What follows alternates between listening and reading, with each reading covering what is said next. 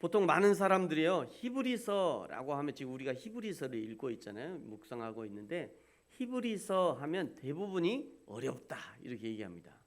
히브리서가 굉장히 어려운 성경이라고 대부분이 얘기를 해요. 근데 히브리서가 어려운 이유가 있어요. 첫 번째는요, 누가 기록했는지가 알 수가 없어요. 누가 이 책을 썼는지 알아야 이 사람이 왜 이런 문구를 썼는지, 어떤 배경에서 이런 얘기를 했는지 그거를 알 건데, 히브리서는 정확하게 히브리서의 기록자가 누군지 알 수가 없어요. 내가 기록했다, 나 누구는 이렇게 얘기하지 않아요. 그래서 히브리서가 어려운 것 중에 첫 번째입니다. 예를 들면 우리 전라도 사람들이 야 거시기 해봐 다 알잖아요. 거시기 하면 야 머시기 하다 다 알아. 그냥 다 알아들어. 거시기가 뭐고 머시기가 뭔지 다 알아들어. 근데 몰라요. 다른 사람들은 몰라요. 저희 아내는 아직도 그게 헷갈려요. 아직도 전라도 사람하고 20년을 살았는데도 아직도 거시기인가 뭔지 머시기가 뭔지 헷갈려요. 이런 거예요. 그러니까 기록자가 누군지 정확히 알아야 이게 어떤 의미로 얘기를 한 건지, 어떤 배경으로 했는지 알 수 있는데, 기록자를 모르니까 이게 도대체 어떤 의미인가 헷갈려 하는 겁니다. 두 번째, 히브리서가 어려운 이유는요, 이 제사에 관해서 얘기하기 때문이에요. 구약 성경 중에도 제일 어려운 성경이 어디죠? 대부분은 레위기를 얘기할 거예요. 레위기 읽다가 다들 잠자잖아요. 그렇죠? 뭐 몇 장 있다가 금방 잠들어. 레위기는 너무 어려우니까. 이 레위기가 어려운 이유도 뭐냐면 계속 제사에 대해서 얘기하기 때문이에요. 레위기가 제사에 대해서 반복해서 제사를 얘기합니다. 제사의 방법, 제사의 순서, 제사의 종류, 앞장에서 했던 게 얘기하고 뒤에서 또 하고 또 하고 또 하고 또 하고, 어떤 데는요 12번 반복하는 데도 있어요. 똑같은 거를 12번 반복해 하는 데가 이 레위기에 있다. 그러니까 사람들이 레위기를 어려워하는 겁니다. 그런데 히브리서도 예수님을 큰 대제사장이라 소개하시면서 그 예수님을 자신을 제물로 드리며, 그 예수님이 자신을 제물로 드리면서 예배를 완성했다라고 말씀하셔요. 그러면서 우리에게도 따라서 지성소로 들어오라 초청하셨잖아요. 함께 예배하자는 거죠. 나처럼 예배하라는 거예요. 그래서 어렵게 느끼는 겁니다. 그러므로 설교하는 저도 가능하면 이 설교를 듣는 분들이 어렵게 듣지 않도록 좀 쉽게 설교를 해야 되는데 말이죠. 그래서 저도 여러 가지 자료들을 막 이렇게 보여드리면서 가능하면 쉽게, 가능하면 막 파워포인트 이렇게 만들어가지고 듣는 여러분이 좀 쉽게 들으시라고 제가 이렇게 합니다만, 듣는 여러분도 잘 이해할 수 있도록, 이 어려운 히브리서를 잘 이해할 수 있도록 반복해서 읽으시면 좋아요. 저도 어제 지난주 중에 이 한 편 설교 준비하면서 한 6번은 읽었나 봐요. 6번. 오늘 아침에도 읽고 어제도 2번 읽고 오늘도 읽어도 어려워요. 저도 어려워요. 그래서 여러분이 설교를 들을 때 여러분도 가능하면 히브리서를 주중에 한 번, 13장이니까요 얼마 안 돼요. 주중에 한 번 정도 이렇게 읽어보시면 좀 더 쉽게 다가올 수 있지 않을까 생각합니다. 오늘 이제 본문이 히브리서 7장인데요. 이 7장은 전체가 멜기세덱에 대해서 소개하고 있어요. 멜기세덱과 예수님이 어떻게 다른가에 대해서 논증하는 내용이 오늘 이제 7장입니다. 멜기세덱에 대해서는요 이미 5장에서 잠깐 언급했어요. 5장에 보니까 멜기세덱에 관하여 우리가 할 말이 많으나 이러면서 이제 멜기세덱을 얘기를 했죠. 11절에 보니까 멜기세덱에 관하여 우리가 할 말이 많으나 너희가 듣는 것이 둔해서 멜기세덱에 대해서 다 설명하기 없다. 그러면서 왜 설명하기 어려운지를 말씀하셔요. 왜 설명하기 어렵냐면 12절에 보면요, 너희들이 예수 믿은 지 오래되어서 지금쯤은 너희들이 선생이 되어야 될 것 같은데 너희들이 선생이 된 줄 알았더니 너희들이 아직도 젖먹이가 되어버렸다. 너희들의 수준이 젖먹이와 같은 수준이야. 그러면서 이제 6장까지 장성한 믿음의 사람이 되어야 된다고 권면했었죠. 지난주에도 그렇게 권면했었잖아요. 성장하는 것뿐만 아니라 성장한 이후에는 섬기는 사람이 되는 것이 좋은 것이다 말씀하셨습니다. 이 히브리서를 받아 있는 당시의 성도들, 어린아이의 신앙으로 돌아가 버린 성도들의 상황을 이렇게 알려주셨어요. 6장에서요. 6장 4절에 보니까 한 번 빚을 받고 하늘의 은사를 맛보고 성령에 참여한 바가 되고 하나님의 선한 말씀과 내세의 능력을 맛보고도 타락한 자들은 다시 새롭게 하여 회개하게 할 수 없나니 이는 그들이 하나님의 아들을 다시 십자가에 못 박아 드러내놓고 욕하기 때문이다. 어쩔 수 없다는 거예요. 그러면서 6절에 이 타락했다라고 하는 이 단어가 헬라어로요, 파라핍토라는 단어예요. 파라핍토. 이건 어떤 의미냐면요, 옆으로 떨어지다, 변절하다 라는 의미를 갖고 있어요. 그러니까 사실은 지난주에 저희가 막 요요 현상도 얘기하면서 요요 현상, 또 신앙의 요요 현상 이러면서 제가 얘기를 했잖아요. 그러니까 어린아이의 신앙으로, 장성한 신앙이 어린아이의 신앙으로 떨어진 것과는 다른 상태를 얘기하는 거예요. 사실은 전혀 다른 상태를 얘기하는 겁니다. 바울이 타락해버린 히브리서의 독자들에게 어린아이의 신앙으로 돌아갔다고 하는 것은 사실은 매우 순화해서 표현한 거예요. 바울 같은 사람이 말이죠. 바울이 얼마나 불같은 사람이에요. 근데 불같은 사람이 야, 너희들이 어쩌다 어린아이가 돼버렸냐 이렇게 얘기하는 거는 굉장히 순화해서 표현한 거예요. 사실은 어린아이의 신앙으로 간 것이 문제가 아니라 사실은 배교한 겁니다. 배교. 등질 배자잖아요. 등질 배자. 등질 배에다가 교리 교자잖아요. 그러니까 교를 완전히 등진 거예요. 예수 그리스도를 믿는 신앙을 완전히 버리고 돌아서 버린 거예요. 다시 율법에 얽매여 사는 유대교로 회귀한 것입니다. 이 사람들이 말이죠.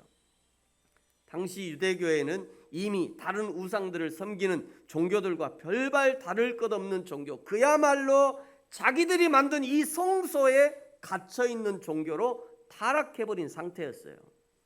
하나님의 언약궤가, 저 안에 언약궤가 있잖아요. 저 하나님의 언약궤가 여전히 있었다면 저 언약궤가 하나님이라고 언약궤를 우상처럼 섬기는 그런 종교 말이죠. 모세의 돌판이 여전히 있었다면 이 돌판이야말로 하나님이 직접 새겨주신 돌판 아니냐, 그러면서 이 돌판을 우상처럼 섬기는 그런 종교가 되었을 거예요.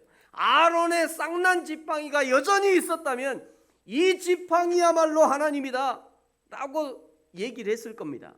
아직도 썩지 않은 그 만나 한 알이라도 남아있으면요, 이 만나를 봐라, 이 만나야말로 하나님이시다 이러면서 만나를 섬기는 그런 종교가 되었을 거예요. 그러니 하나님이 언약궤를 숨기신 거죠. 하나님이 숨겼어요. 어디가 있는지 몰라요. 그런데 사람들은 저 언약궤 찾으려고 해요, 안 해요? 아, 모르시는군요. 인디아나 존스. 이거 다 언약궤 찾으려고 하는 거예요. 영화가 1, 2, 3편 나왔잖아요. 최후의 성배 이러면서, 최후의 성자 이러면서 저 마지막 편에 보면요, 언약궤를 찾아가지고 어디 영국 어디다 숨겨놓은 얘기가 나와요. 시간 있으면 찾아보세요. 사람들은요, 하나님은 숨기셨는데 사람들은 여전히 찾으려고 그러는 거예요. 어찌 보면 언약궤가 아직도 발견되지 않은 것은 다행이에요. 완전히 배교하고 타락해버린 유대인들을 불쌍히 여기시는 하나님의 은혜라고 할 수 있어요. 이런 부분을 6장에서 지적했던 겁니다. 여러분, 이 구조를 기억하셔야 돼요. 5장에서 멜기세덱을 잠깐 언급했고요, 6장에서는 배교한 이스라엘 사람들을 얘기했어요. 어린아이의 신앙으로 돌아가 버린 이스라엘을 얘기했잖아요. 그 다음에 오늘 7장에서 다시 멜기세덱의 이야기를 시작하고 있어요. 그러니까 멜기세덱 이야기를 5장에서 시작하려다가 너희가 어린아이와 같고 타락해버린 너희들이 이해하지 못할 것인데, 잠깐 언급한 그 멜기세덱의 이야기를 오해하고 곡해할까봐 배교한 너희들의 상황, 어린아이와 같은 너희들의 상황을 먼저 짚어준 거예요, 6장에서. 그리고 오늘 다시 7장에서 멜기세덱의 이야기를 다시 시작하고 있는 겁니다. 자, 여러분, 이제 7장에서 알려주시는 멜기세덱이 어떤 사람인지 한번 살펴볼까요? 1절에 보니까 멜기세덱은 샬롬이죠. 이 샬롬의 왕, 하나님의 제사장이다 얘기합니다. 2절에 보면 그는 의의 왕이고 평강의 왕이다 얘기해요. 3절 끝에 보시면 하나님의 아들 예수를 닮았대요. 하나님의 아들과 닮았대요. 여러분, 이 하나님의 아들과 닮았다, 이런 부분에 주의해야 될 필요가 있습니다. 여기 멜기세덱이 하나님의 아들과 닮았다는 것은 멜기세덱이 하나님의 아들이라는 거예요? 아니라는 거예요? 아니라는 거죠. 닮았대요. 아니라는 거예요. 마치 그림자처럼 닮았다는 거예요. 본체는 좀 누구예요? 본체. 멜기세덱이 닮았다면 본체는 누구예요? 예수님이죠. 그죠? 하나님의 아들 예수님이 본체인 거고, 멜기세덱은 예수님이야말로 예수님이 이제 본체인 거고, 멜기세덱은 그림자라는 거예요. 그림자처럼 보이죠? 네, 그림자처럼, 이게 희미하게 그림자처럼 보인다는 거예요. 이 멜기세덱이 샬롬의 왕, 평강의 왕이고 의의 왕이라는 것은, 그러면 진짜 샬롬의 왕, 평강의 왕, 의의 왕은 누구라는 거예요? 예수님이라는 거예요. 네. 예수님은 진짜 샬롬의 왕이고 평강의 왕이고 의의 왕이고, 멜기세덱은 그림자와 같은 사람이다. 지금 이것을 얘기하는 거예요. 4절에 보세요. 4절에 이 멜기세덱이 얼마나 높은 사람이냐면요, 이스라엘 민족의 국부 아브라함에게 11조를 받은 사람이에요. 5절에 제사장의 11조에 대해서 나옵니다. 또 6장에도 멜기세덱과 11조에 대해서 나와요. 그렇다고 해서 여기서 11조에 대해서 말하는 게 아니에요. 11조를 지금 설교하고 싶은 것이 아니에요. 11조를 말하고 싶은 것이 아닙니다, 이 히브리서 기자는. 왜냐하면 히브리서가 여기서 11조를 말하고 싶은 것이 아니기 때문에, 히브리서는 지금 11조라고 하는 그 도구를 사용해서 누가 더 높은가를 얘기하는 거예요. 누가 높은가? 11조를 봐라. 이 11조라고 하는 이 도구를 통해서 누가 더 높은 사람이냐, 이거를 보여주는 거예요. 자, 7절을 보세요. 논란의 여지 없이 낮은 자가 높은 자에게 축복을 받느니라. 아브라함이 멜기세덱에게 축복을 받았으니까 논란의 여지 없이, 말할 것도 없이, 이런 의미죠. 말할 것도 없이 아브라함을 축복한 멜기세덱이 훨씬 높은 사람이다, 이 얘기를 하고 싶은 겁니다. 여러분, 또 8절에 보세요. 8절에 여기 보니까 8절에 여기는 5절과 6절 7절에서 레위계통의 제사장들을 얘기했잖아요. 그러니까 여기는, 이것은 레위계통의 제사장들을 가리키는 거죠. 이 레위계통의 제사장들, 여기는 죽을 자들이 11조를 받았으나, 저기는 뭐예요? 저기는 멜기세덱이 이제 얘기하는 거예요. 저기는 멜기세덱을 얘기하는 거예요. 멜기세덱은 산다고 증거를 받은 자들이 11조를 받았다. 이 말은 지금까지 11조를 받았던 모든 레위계통의 제사장들은 다 죽었죠. 아무리 대제사장이라 해도 다 사람들 중에 제사장이 된 사람들이니까 당연히 늙어서 죽은 겁니다. 그런데 멜기세덱은 죽었어요? 안 죽었어요? 안 죽었어요. 3절에 보니까요, 3절, 오늘 7장 3절에 보니까 멜기세덱은요, 아버지도 없고 어머니도 없고 족보도 없고 시작한 날도 없고 생명의 끝도 없다. 안 죽는다, 이런 얘기잖아요. 생명의 끝도 없다. 이게 무슨 말씀이에요? 멜기세덱은 영원히 안 죽는다는 거죠. 영원히 살아있다는 겁니까? 살아있다는 거죠. 그러니까 멜기세덱이 얼마나 높은 사람이냐, 지금 이거를 얘기하는 거예요. 일반 사람들과는 차원이 다르다는 거예요. 그러면서 오늘 11절부터는요, 레위계통의 제사장 직에 대해서 설명해 줍니다. 자, 레위 11절 보세요. 레위계통의 제사장 직분으로 말미암아 온전함을 얻을 수 있었으면, 잘 보세요. 되게 어려워요. 보세요, 여러분. 정신 똑바로 차리셔야 돼요. 레위계통의 제사 직분으로 말미암아 온전함을 얻을 수 있었으면, 이것은 이스라엘 전통적인 제사로 온전함을 받을 수 있다는 겁니까? 온전함을 받을 수 없다는 겁니까? 없다는 거죠. 있었으면 하는 거니까 없다는 얘기예요. 받을 수 없다는 거예요. 만약 이스라엘 백성이 매년 드리는 번제 등의 동물로 온전함을 얻을 수 있었다면, 백성이 그 아래서 율법을 받았으니 어찌하여 아론의 반차를 따르지 않고 멜기세덱의 반차를 따르는 한 제사장이 세울 필요가 있었냐? 무슨 얘기예요? 구약에 그렇게 많이 드렸던 동물의 생명을 드리는 제사는 온전함을 받을 수 없었다는 거예요. 없었으니까 다른 제사장이 필요하다는 거죠. 다른 제사장, 즉 멜기세덱의 반차를 따르는 제사장이 필요했다는 거예요. 멜기세덱의 반차를 따르는 제사장이 누구였죠? 예수님이었죠. 5장에 보니까요, 예수님을 이렇게 얘기했어요. 너는 내 아들이니 내가 오늘 너를 낳았다. 하나님이 얘기하신 거죠. 6절에 보니까요, 내가 영원히 멜기세덱의 반차를 따르는 제사장이라 하셨어요. 오늘 7장 12절에 한번 보세요. 7장 12절에 보니까 제사 직분이 바뀌었은즉 율법도 바꾸어질 것이다. 지금까지는 자기의 죽음도 해결하지 못했던 제사장이 제사를 집례했지만 이제는 그 제사장의 직분이 영원히 죽지 않는 멜기세덱의 반차를 따르는 제사장 예수님으로 바뀌었다는 거예요. 마음에 벌써 복잡하죠? 벌써 어렵잖아요. 정신 똑바로 차리셔야 돼요. 자, 15절에 보세요. 15절에 보세요. 여러분 이거 끝나고 나면요 깜짝 놀랄 만한 나와요. 여러분 이거 잘 들으셔야 깜짝 놀래요. 나중에 일단 이제 놀란 척이라도 하셔야 돼요. 자, 15절에 보세요. 15절에 보면요, 멜기세덱의 반차를 따르는 별다른 한 제사장, 즉 예수님이 나타나는 것을 보니까 더욱 분명하다. 지금까지 구약의 율법대로 했어야 했지만 이제는 율법이 바뀐 것이 너무나 분명하다는 거예요.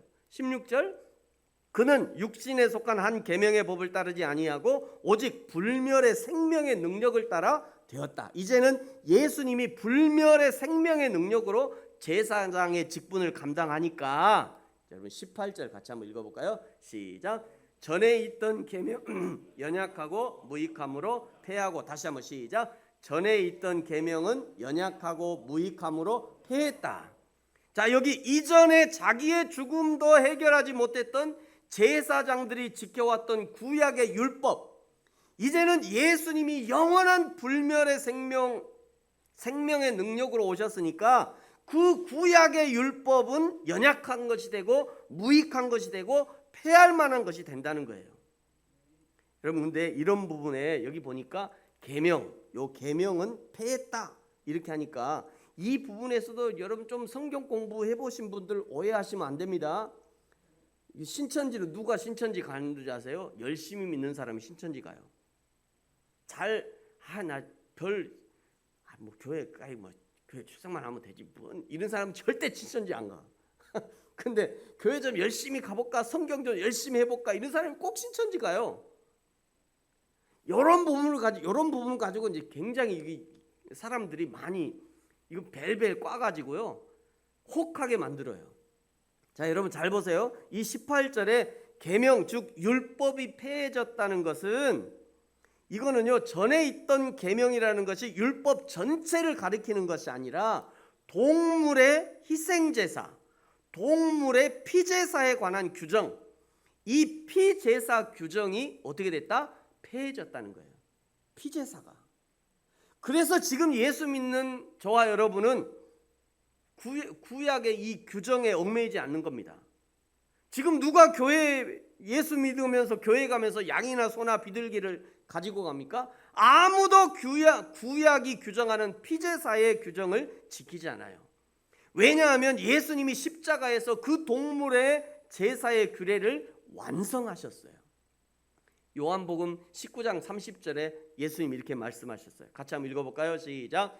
예수께서 신 포도주를 받으신 후 가라사대 다 이루었다 하시고 머리를 숙이시고 영원히 돌아가시니라. 아멘. 구약에는 사람이 죄를 지으면 생명으로 갚아야 하는데 자기 생명의 죄값을 치러야 하는 것, 자기 생명으로 죄값을 치러야 하는데 대신 동물이 죽잖아요. 원래 자기가 죽어야 되는 거예요. 근데 대신 동물이 죽어요. 동물의 머리에 안수하는 것은요 자신의 죄를 이 동물에게 전가시키는 거예요. 내 대신 동물이 죽는다는 것을 의미하는 거죠. 그런데 그 다음에도 또 죄를 지어요. 또 동물 가서 죽여. 또 죄를 지어. 또 동물 가서 지어. 그러니까 40년, 80년 살면 한 80마리는 잡아야 돼. 소를 말이죠. 소가 하나에 한 600만 하나 요즘에 한 600만, 500만 하는데 엄청난 소를 잡아야 돼. 계속 평생 말이죠. 평생 이 동물의 제사를 반복했던 거예요. 그런데 예수님은 영원하고 무한한 생명의 소유자잖아요. 예수님이 예수님이 영원하시고 무한한 생명을 소유하셨던 그 예수님이 자신의 생명을 온 인류의 죄를 위해서 대신 들이셨으므로 영원하고 무한한 대속, 속죄를 이루신 겁니다. 그리고 선포하신 거예요. 다 이루었다. 이게 다 이루었다예요. 그러므로 지금 예수님의 이 대속을 믿고 예수님의 생명으로 사는 우리에게는 더 이상 동물 제사의 규례는 폐하여진 것이 되는 거죠. 저와 여러분이 하나님 앞에 예배하고 헌신하고 헌물을 드리고 헌금을 드리는 것도 이런 구조적인 신학적인 이해가 좀 필요해요. 여러분, 우리가 물질이라는 것과 시간이라는 것을 드려야 하나님이 기뻐하시고 하나님이 우리의 죄를 용서하시고 그때부터 하나님이 일하시는 것이 아닙니다. 우리가 드리는 것은요, 이미 이루신 하나님의 구속의 은혜에 감사해서 드리는 거예요. 우리를 이미 하나님 나라에 참여하게 하셨으니까 그 은혜에 감사해서 드리는 거라고요. 이미 우리를 하나님의 나라 백성으로 여겨주셨으니까 그 은혜에 감사해서 하나님 앞에 드리는 거예요. 11조도 마찬가지입니다. 11조를 하나님 앞에 드리는 것도 마찬가지예요. 나의 모든 것이 하나님의 것이기 때문에, 나의 모든 것이 하나님의 것이기 때문에 나의 모든 것의 10분의 1, 나의 모든 것 중에 10분의 1 하면요, 머리를 얘기하는 머리. 10토막 중에 머리, 제일 머리. 그 10토막 중에 제일 머리, 가장 중요한 부분을 10분의 1만큼 잘라서 하나님 앞에 드리는 거예요. 그게 11조예요. 그러니까 11조는 10개 중에 하나, 10개 중에 아무거나 하나, 그게 아니라 내 것의 전체의 대표로 11조를 드리는, 대표로. 내 것이 전부 다 하나님의 것입니다. 이런 의미로 11조를 드리는 거예요. 예수님의 십자가 죽음의 의미에 대해서 오늘 23절과 24절이 분명하게 이렇게 알려주십니다. 여러분, 23절, 24절 같이 한번 읽어볼까요? 시작. 제사장 된 그들의 수요가 많은 것은 죽음으로 말미암아 항상 잊지 못함이라. 그러니까 계속 제사장 죽으면 또 세우고 또 세우고 또 세우고 평생 제사장, 그냥 그 온 가족이 전부 다 그냥 내림으로 그냥 계속 제사장 하는 거예요. 예, 한 번으로 안 되거든요, 이게. 그래서 계속 제사장이 많은 겁니다. 자, 24절 시작.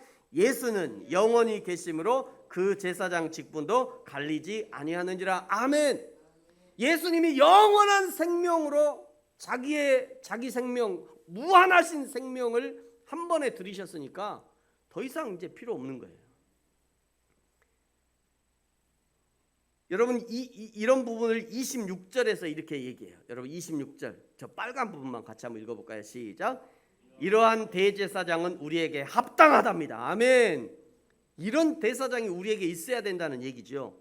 이제는 이전에 수많은 인간들이 유한한 생명을 가지고 자기를 위해서 그리고 백성들을 위해서 날마다 제사를 드릴 필요가 없어진 거예요. 왜냐하면 예수님이 단번에 영원하신 생명으로 우리를 위해서 제물이 되어 주셨기 때문인 거죠. 여러분, 아멘, 할렐루야. 여러분, 이게요, 저는 막 아멘 그렇게 좋아하진 않거든요. 아멘을 좋아하지 않아요. 근데 저는 개인적으로, 여러분 아멘 좋아하지 않는다는 거, 아멘 하세요. 제가 이거라, 아멘 하세요. 아멘. 권사님 아멘입니까? 네, 아멘.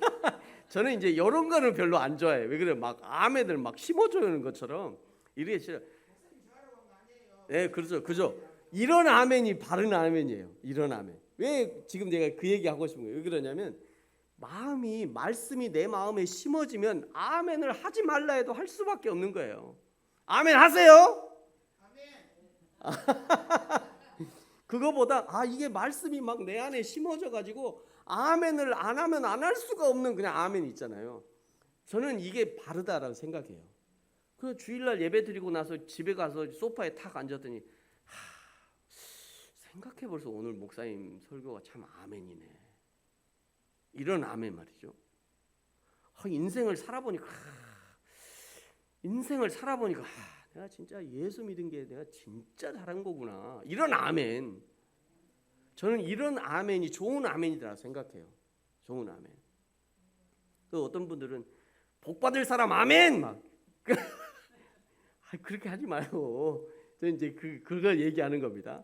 그래서 여러분 하나님의 말씀이 내 속에 막 이렇게 심겨질 때 그것이 막 믿어지고 막 이해되고 그런 아멘은 귀한 아멘이에요. 저는 그런 아멘은 여러분 많이 하세요. 권사님 앞에서 아멘 하시니까 제가 얼마나 그냥 힘이 나고 막 이러잖아요. 이 선한 아멘인 거죠. 선한 아멘. 네, 그렇습니다. 자, 여러분 28절을 한번 보세요. 28절 같이 한번 읽어볼까요? 시작. 율법은 약점을 가진 사람들을 제사장으로 세웠거니와 율법 후에 하신 맹세의 말씀은 영원히 온전하게 하신 자들을 세우셨느니라. 이제 요게 이제 7장 28절 마지막인데요. 7장 28절까지 조금 긴 장이기 때문에 복잡한 것 같지만 그러나 구조를 살펴보면 아주 간단합니다. 여러분 앞에 한번 보세요. 5장에서 멜기세덱을 얘기했어요. 근데 6장에서는 이스라엘이 배교했다. 어린아이 같이 돼버렸다는 거예요. 이스라엘이. 그래서 너희가 어린아이 같이 되면 안 된다. 너희들이 계속 성장해야 된다. 이런 얘기 했잖아요. 그러면서 5장에서 설명하려고 했던 거를 오늘 7장에서 다시 멜기세덱의 이야기를 시작하는 거예요. 그렇다고 멜기세덱을 높이는 내용이 아니었어요. 멜기세덱은 뭐였어요? 예수님의 그림자. 멜기세덱은 예수님의 그림자와 같은 사람이었어요. 그 예수님이 영원한 생명을 누리셔서 영원한 속죄를 이루셨다는 거예요. 영원한 속죄를 이루었으니 더 이상 구약에서 드렸던 동물의 제사는 필요 없다는 거죠. 이제 오늘 7장을 통해서 우리가 반드시 해결해야 될 것이 있어요. 예수님이 본체가 되시고 멜기세덱이 그림자와 같은 사람이었다면, 자, 그러면 왜 굳이 7장에서 멜기세덱을 다시 언급했는가? 5장에서 더 자세히, 5장보다 훨씬 더 자세히 다루고 있잖아요. 그 힌트가 5장 11절이에요. 다시 한번 여러분 5장 11절 읽어볼까요? 시작. 멜기세덱에 관하여는 우리가 할 말이 많으나 너희가 듣는 것이 둔함으로 설명하기 어려우니라. 그러면서 어린아이의 신앙이 되어버려서 장성한 신앙으로 성장해야 된다. 6장에서 어린아이가 아니라 너희들이 배교했다. 이러면서 이렇게 지적했잖아요. 여러분, 자, 이런 어린아이와 같은 신앙인들, 하나님을 우상 숭배처럼 섬기는 사람들에게 멜기세덱의 이야기를 살짝이지만 이미 꺼내놔 버렸으니까 이제 사람들은 추측하기 시작할 것이에요. 추측. 어떻게 추측해요? 그것이 알고 있다. 과연 멜기세덱 그는 누구인가? 멜기세덱이 하나님일까? 야, 멜기세덱이 이미 오신 예수님이야.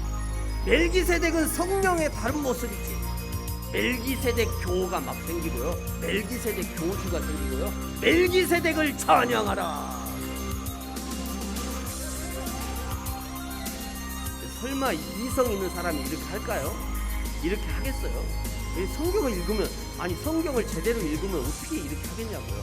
근데 이렇게 하는 사람이 있다 없다? 있다. 장성에 있는 교회예요.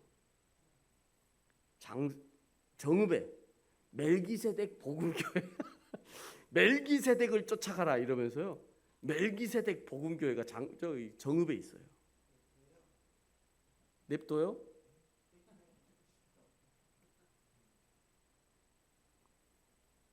아니 오늘날처럼 신학이 발전하고 어학이 발전한 이 시대에 아니 성경을 조금만 읽어봐도 그게 아니라는 것을 나 같은 사람도 아는데, 그런데 멜기세덱을 쫓아가재요. 멜기세덱이 복음이야. 멜기세덱 복음. 오늘날도 이런데 당시의 어린아이와 같은 그 히브리서를 받는, 이 히브리서의 편지를 읽는 사람들이 어떻게 했냐 그런 거예요. 그 어린아이 같은 사람들이. 멜기세덱은 결코 하나님이 아니고 우리가 숭배할 대상도 아니고 그저 하나님의 제사장일 뿐이고 예수님의 그림자에 불과하다는 것을 확실하게 못 박아주는 것이 오늘 7장의 말씀이에요. 그러므로 사랑하는 성도 여러분, 사람을 따르지 마십시오. 사람을 의지하지 마세요. 사람을 따르지 말고 사람을 의지하지 마세요. 이만희가 보혜사예요? 사람이에요? 보혜사라고 믿어지십니까? 아멘? 안 믿어요? 장길자가 어머니 하나님이래. 장길자가 야, 남자도 다 니네 집에도 엄마가 있고 아빠가 있는데 안상홍이가 아빠 하나님이면 나 장길자는 엄마 하나님이야? 할렐루야! 이러면서 수많은 사람들이 쫓아다닙니다. 대한민국에. 지금 그 얘기하는 거예요. 멜기세덱 쫓아가지 말라는 거죠. 사람 따르지 말라는 거예요. 사람 의지하지 말라는 겁니다. 하나님이 만드신 어떤 피조물도 따르거나 섬기지 말라는 거예요. 오직 영원히 우리와 함께 계시는 삼위일체 성부 하나님, 성자 예수님, 성령 하나님만 따르고 믿고 섬기라는 거죠. 오직 성경만이 진리라는 것을 믿고 오직 성경대로의 삶을 사시라는 거예요.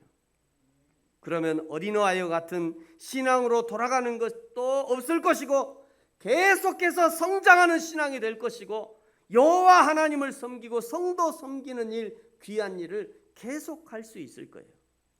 그래야 하나님께 기쁨을 드리는 저와 여러분이 되어지기를 예수님의 이름으로 축복합니다. 기도하겠습니다.